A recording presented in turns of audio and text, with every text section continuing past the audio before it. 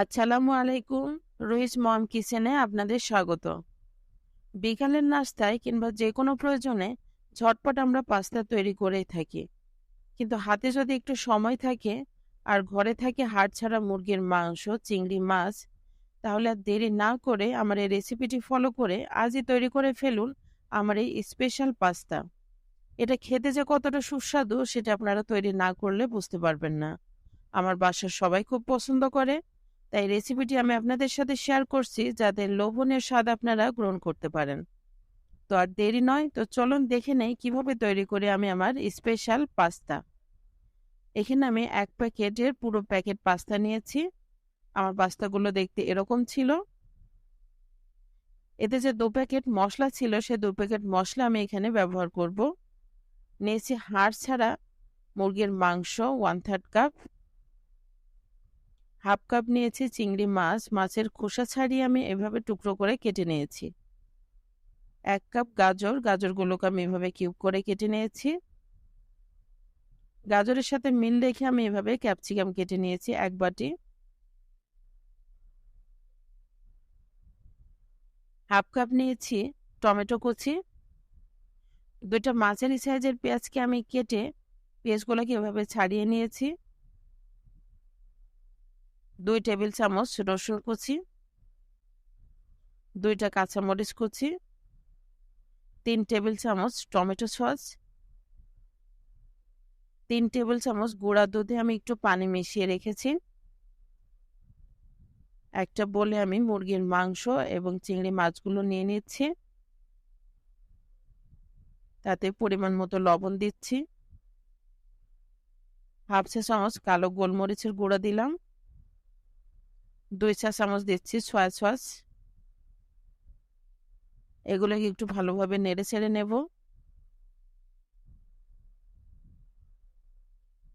দিচ্ছি 1 চা চামচ আদা বাটা এবং 1 চা চামচ রসুন বাটা। এগুলোকে আরো একবার ভালোভাবে মিশিয়ে আমি একটা মেরিনেট করে রাখবো। চুলায় আমি আগে থেকে পানি ফোটাতে রেখেছি, পানিটা ফুটে গেছে। আমি পরিমাণ মতো লবণ এবং সয়াবিন তেল দিয়ে আমার পাস্তাগুলো সিদ্ধ করতে দিয়ে দিয়েছি। ঘড়ি ধরে আমি ঠিক 8 থেকে 10 মিনিট আমি পাস্তাগুলো সিদ্ধ করব। মাঝে মধ্যে একটু নেড়ে ছেড়ে দেব। এখানে চেষ্টা করবেন পানির পরিমাণ একটু বেশি দিয়ে পাস্তাটা সিদ্ধ করতে।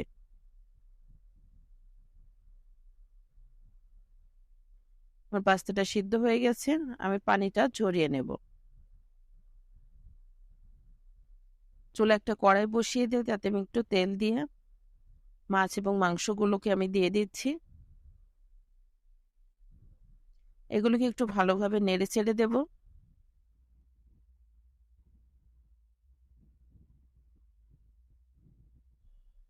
এগুলো একটু ভালোভাবে ছাড়িয়ে ছাড়িয়ে নেব আমি।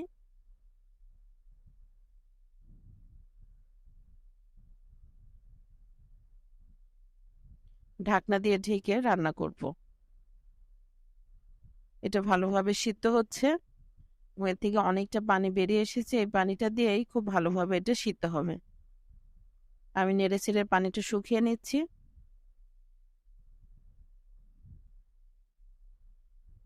পানিটা শুকিয়ে তেলটা বেরিয়ে এসছে। আমি এগুলোকে এবার উঠিয়ে নিব। আর একটু তেল দিয়ে 2টা ডিম আমি এখানে ভেঙে দিয়ে দিচ্ছি স্ক্র্যাম্বল করার জন্য।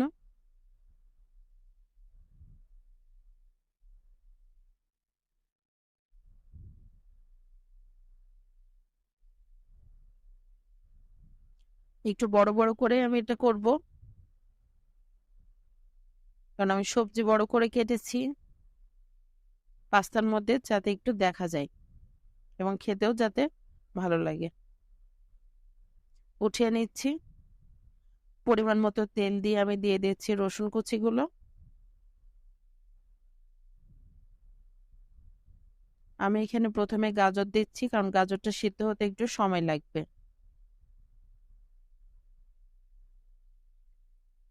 টমেটো কুচিগুলো দিয়ে দিলাম, যাতে এর পানিটা যে বেরোবে সেটা থেকে যাতে ভালোভাবে গাজর সিদ্ধ হয়।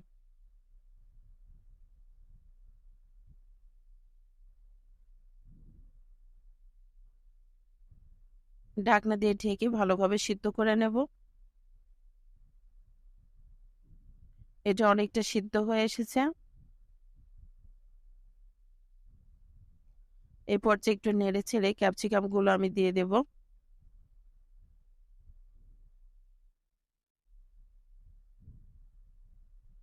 একটু নেড়ে ছেড়ে পেঁয়াজগুলো দিয়ে দিচ্ছি।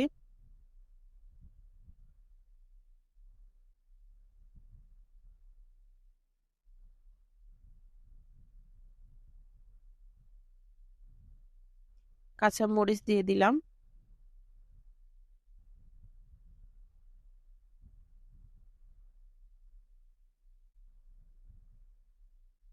যে 2 প্যাকেট মশলা ছিল তার 1 প্যাকেট আমি এই পর্যায়ে অ্যাড করব।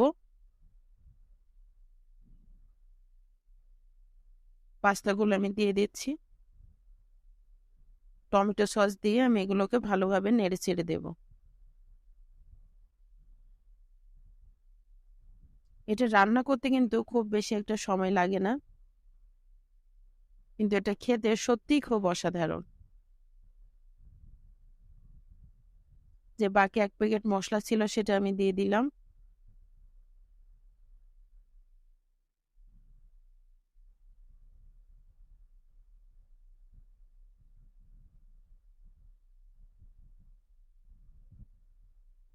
এক চা চামচ দিয়ে দিলাম সয়া সস এবং 1/3 চা চামচ কালো গোলমরিচ দিয়ে দিলাম। মাছ, মাংস এবং ডিমগুলো আমি অ্যাড করে দিচ্ছি।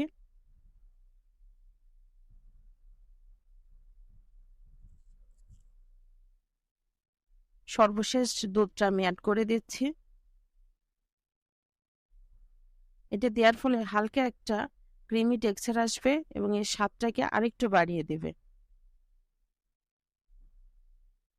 তৈরি হয়ে গেল আমার খুবই মজাদার পাস্তা। রেসিপিটি অবশ্যই আপনারা বাসায় ট্রাই করবেন। ভালো লাগলে কমেন্টস করে জানাতে ভুলবেন না। এরকম আরো সুন্দর সুন্দর রেসিপি পেতে আমার চ্যানেলটি সাবস্ক্রাইব করে রাখুন।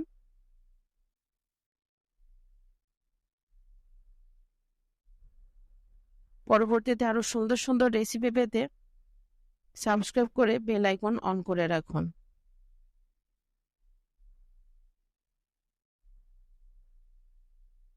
আপনারা অবশ্যই অবশ্যই বাসায় ট্রাই করবেন। ইনশাল্লাহ ভালো লাগবে। ভালো থাকবেন সবাই। ধন্যবাদ।